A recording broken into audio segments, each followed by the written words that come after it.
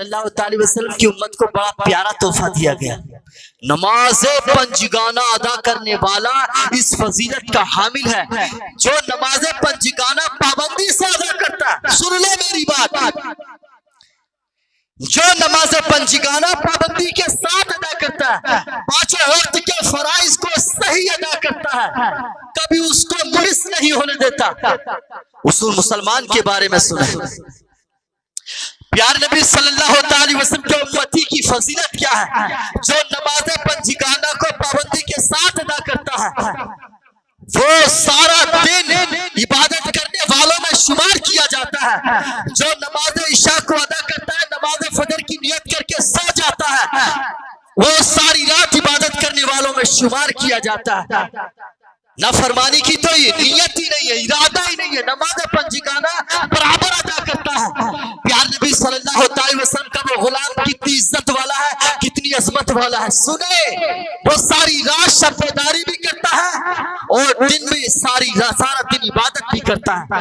جو نماز پنجگانہ کا پابند ہے، وہ مبلغ، وہ مرد مومن، وہ مرد مجاہد جو نماز پنجگانہ ادا کر رہا ہے، اس کی شان یہ ہے. تم اس سے بات کرتے ہو ماہ شعبان کی، اسے بات کرتے ہو ماہ رمضان کی. ارے ماہ رمضان کو جو عزت ملی ہے وہ قرآن کے ذریعے سے ملی ہے. قرآن نے اپنا قدم رکھا، جس رات میں رکھا وہ رات عظمت والی ہو گئی، لیکن اس رات کے حکام نہیں ہے. حکام کی کتاب یہ موجود ہے. ہر دن، ہر رات، ہر دن، ہر مہینہ، ہر شہر، شب ہو یا رات ہو، یہ موجود ہے. فضیلت اس امت کی یہ ہے قرآن. اس زمانے کی فضیلت ہے قرآن، اس امت کی فضیلت ہے قرآن. اللہ تبارک و تعالیٰ کی بہترین اور آخری کتاب ہے قرآن. ساری کتابوں میں ام الکتاب ہے قرآن. یہ ہے قرآن. اسی کی وجہ سے سب کو عزت مل رہی ہے اور اسی کو تاج میں سجا کے رکھ دیا گیا، اسی کو الماریوں میں بند کر کے رکھ دیا گیا ہے. اسی کو ہم صرف نفع کے لیے، ہم سمجھتے ہیں یہ مردوں کے لیے ہے، ہم نے سب مردوں کے لیے استعمال کیا ہے. خدا کی قسم، اللہ نے یہ کتاب زندوں کے لیے اتاری ہے، زندوں کی ہدایت کے لیے ہے. زندوں کو سفر کرنا پڑتا ہے، مردوں کا سفر کرنا نہیں پڑتا. کیسے سفر کرنا ہے قرآن بتائے گا. اس انسان بھیانک دنیا کے اس مصیبت کے جنگل میں، اس اندھیری دھرتی پر کیسے چلنا، یہ قرآن بتائے گا. یہ نور ہے، والکتاب نور، اللہ کی کتاب نور ہے. یہ نور لے کر آیا ہے، یہ تمہارے لیے نور ہے. ایک نور نے اس نور کو تمہیں دیا ہے، اسی کی نسبت سے اس کو نور کہا گیا ہے. کیونکہ اللہ کا نور آپ کو دیا تو دینے والا کو بھی نور کہا گیا. قرآن نے اس کو بھی نور کہا کیونکہ اس نے نور تم کو دیا ہے اللہ کے حکم سے. ورنہ اوصاف میں پیارے نبی صلی اللہ تعالی وسلم کو جو کہا گیا ہے نور کہا گیا، لیکن تخلیق کے اعتبار سے، حقیقت کے اعتبار سے آپ صلی اللہ تعالی علیہ وسلم انسان ہے، جس کی وجہ سے سارے انسان ساری مخلوقات میں، یعنی انسان ساری مخلوقات میں سب سے بہترین مخلوق ہے. اللہ نے شرف کا تاج اس کے اوپر رکھا. تو میرے بھائی ذرا سمجھیں، ذرا ذمہ داری کو جانیں. ان ھذا القرآن یہدی للتی ہی اقوم، یقیناً یہ قرآن ہے، اللہ کی کتاب ہے جو سیدھی راہ دکھاتی ہے. یہ قرآن تو ہے جو آپ کی رہنمائی کرتا ہے، آپ کے لیے گائیڈ ہے، جو آپ کے لیے نور پیش کرتا ہے. تو اللہ تبارک و تعالی ہمیں ماہ شعبان کی قدر کرنے کی توفیق عطا فرمائے.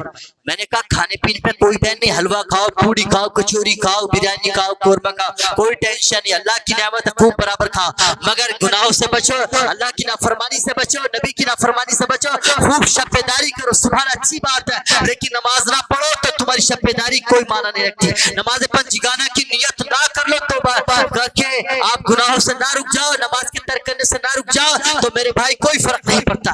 کتنی شب بیداری کرو، کتنے جلسے کراؤ، کتنے سبیل کرو، کتنے لنگر لٹاؤ، کوئی نفع نہیں ملے گا جب تک گناہوں سے رک کر نماز پنجگانہ تمہاری زندگی میں نہ آ جائے. تمہیں کوئی بھی نفع حاصل نہیں ہوگا. اگر تم نفع چاہتے ہو تو پیارے نبی صلی اللہ تعالی وسلم کی اطاعت کرو. میں اتنا ہی کہوں گا، نماز پنجگانہ کے پابند ہو جاؤ، کثرت سے درود و سلام پڑھو. جب تمہیں ٹائم ملے، صبح ملے، شام ملے، دوپہر ملے، جتنا ہو سکے کثرت سے ذکر کرو. میں کہہ رہا ہوں تمہارا ہر دن عید ہو جائے گا. تمہاری وہ رات جس میں درود و سلام پڑھو، رب کی نافرمانی نہ کرو، نیت تمہاری رات شب برات ہو جائے گی، شب قدر ہو جائے گی، تمہارے لیے اوپر ہے، یہ نبی کے غلاموں کے لیے اوپر ہے۔ میری بات سمجھ رہے کہ نہیں؟ یہ نبی کے غلاموں کے لیے شاندار اوپر، یہ تم کیا ٹن لے کر کہ اس رات میں ایسا کر لو، جلسہ کر لو، جلوس کر لو، شب بیداری کر لو، تمہارے گناہ بخش دی جائیں گے، تمہارا یہ ہو جائے گا، تمہارا وہ ہو جائے گا، کچھ بھی نہیں ہوگا، کچھ نہیں پڑھنے کا، جب تک کہ تم گناہوں سے رکنے کی توبہ نہ کرو اور نماز پنجگانہ کس سے میرے بھائی، نماز پنجگانہ کے ترک کرنے سے، یہ جو عادت ہے نا آپ کی، اس سے نہ رک جاؤ۔ نماز پنجگانہ کی نیت کرو کہ زندگی ہم پڑھیں گے۔ اللہ نے اپنی کتاب قرآن کی قسم کھائی، تم بھی قرآن کی قسم کھاؤ اور اس طرح کھاؤ۔ یا اللہ ہمیں توفیق دے، ہم بھی زندگی میں کبھی نماز پنجگانہ کو ترک نہ کریں گے، تو اس سے بڑا خوش نصیب کوئی نہ ہوگا جس نے ایسی قسم اٹھا کر نماز پنجگانہ کی پابندی کی اور گناہوں سے رکا رہا، بڑا خوش نصیب ہے۔ وہ ہے مقدر کا سکندر، اپنی زندگی میں نکھار لانے والا مجدد ہوگا وہ۔ میرے بھائی اپنی زندگی میں، اپنے گھر میں، اپنی بستی میں نکھار لانے کی کوشش کرو، مجدد بنو، مجدد، کیونکہ یہ آفر بھی تمہارے لیے ہے، یہ رسول اعظم کی امت کے لیے آفر ہے۔ اپنے لیے تو مجدد بن جاؤ، نکھار پیدا کرنے والے، اپنی بستی کے لیے بن جاؤ، جہاں تک اللہ نے جو تمہیں توفیق دیا، جو مال دیا، جو انعام دیا، جو نعمت دی ہے، اپنے جہاں دنیا کے کونے میں جاؤ، محبت رسول کے پھولوں کی برسات کرو، رسول اعظم صلی اللہ علیہ وسلم کی محبت کے نغمے سناؤ۔ یہ غلام یہی کہے گا۔ اس غلام سے بیان میں، انداز میں جو بھی غلطی ہوئی ہو میری اصلاح فرمائے، میرے لیے جہاں تک ہو سکے میرے لیے ایسی دعا کریں تاکہ اللہ تبارک تعالی ہمارے عمل میں، ہمارے عقیدے میں، ہمارے ایمان میں نکھار پیدا فرمائے، ہمارے ایمان اور عقیدے کی اللہ حفاظت فرمائے۔ لیکن ہمارا عقیدہ کتاب و سنت پر ہو، اللہ تبارک تعالیٰ سے یہ بھی دعا کرتے رہیں کہ اللہ کتاب و سنت کی سمجھ بھی عطا فرمائے، صحیح سمجھ عطا فرمائے، اور موضوع باتیں، من گھڑت باتیں جن کی ہمیں تحقیق نہ ہو، یوں بیان کرنا۔ کتاب کو پڑھنے کے عادی بنے، کتاب پڑھیں، قرآن شریف پڑھیں، قرآن شریف پڑھیں، اور آپ اس سے قرآن شریف اور مولانا شریف جب پڑھیں گے تو ظاہر سی بات ساری باتیں سامنے آ جائیں گی کہ مولانا شریف کیا، مولانا صاحب کیا کہہ رہے ہیں، قرآن شریف میں کیا حکم ہے۔ اگر مطابقت قرآن سے ہوتی ہے سبحان اللہ وہ سرا آپ کے اوپر ہے، اور قرآن سے ٹکرا دیوار کے اندر پھینک کے مار دو، کیونکہ قرآن کسی اگر کوئی نبی کا نام لے کر بھی کوئی ایسی بات بتائے جو اللہ کی کتاب سے، نبی صلی اللہ علیہ وسلم نے جو کتاب ہمارے ہاتھ میں دی اس سے ٹکراتی ہے، تو نبی کے نام سے بھی ہو تو اس کو دیوار پہ پھینک کے مار دو، کیونکہ نبی صلی اللہ علیہ وسلم نے یہ کتاب ہمارے ہاتھوں میں دی ہے، اس سے اس کو ٹکرائے گی اور نبی کا نام سے کوئی ہمیں دھوکہ دے گا ہم اس کو قبول نہیں کریں گے۔ اگر کسی بڑے حضرت کے نام سے ہمیں کوئی دھوکہ دے گا ہم قبول نہیں کریں گے، چاہے کوئی بھی امام ہو، کوئی بھی محدث ہو، اس کے نام سے کوئی ہمیں کوئی بات لے کر آئے اور اس کے بعد قرآن سے ٹکرائے تو اس میں تعویل بھی ہو سکتی ہے اور دیوار پہ مارا جا سکتا ہے، تعویل صحیح بیٹھتی تو ٹھیک ہے اور غلط ہے تو دیوار پہ مار دو۔ یہ قرآن کہہ رہا ہے، یہ اللہ اس کے رسول کہہ رہے ہیں، تو میرے بھائی سمجھو اور نبی صلی اللہ تعالی علیہ وسلم پہ کثرت سے درود پڑھو، صلی اللہ علیہ نبی صلی اللہ تعالی علیہ وسلم۔